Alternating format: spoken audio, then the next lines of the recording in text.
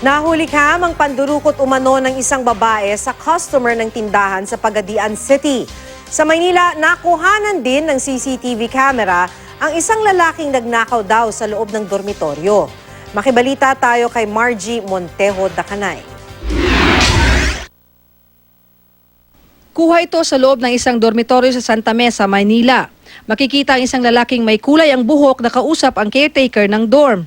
Mangungupahan daw sana ang lalaki at nangakong babayaran ng buo ang renta. Inaantay daw niya yung ating niya na nag-check out sa hotel. Then,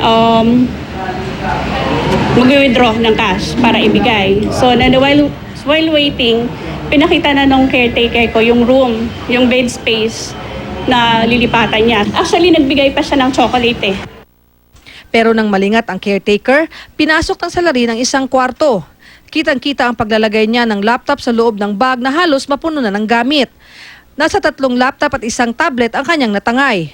Ayon sa mga nakatira sa naturang kwarto, kinaibigan sila ng salarin at binigyan ng pambili ng almusal. Pero pagbalik nila, wala na ang salarin at mga gamit na natangay niya. Hindi ko naisip na ba't ko pinagkatiwalaan yung ganyan. Hindi ko alam kung nabudol-budol ba or something. Pero kasing nag-gain na talaga yung trust namin. Inaalam ngayon ang pagkakakilanlan ng salarin. Sa CCTV footage naman sa Pasay City, makikita ang isang lalaking palakad-lakad sa kalsada. Lumiko siya sa isang eskinita at ilang sandali lang, lumabas ang lalaki na may bitbit ng electric fan na ninakaw raw niya. Ang biktima nagsumbong sa barangay. Hinabol ng mga barangay tanod ang suspek at nahuli siya.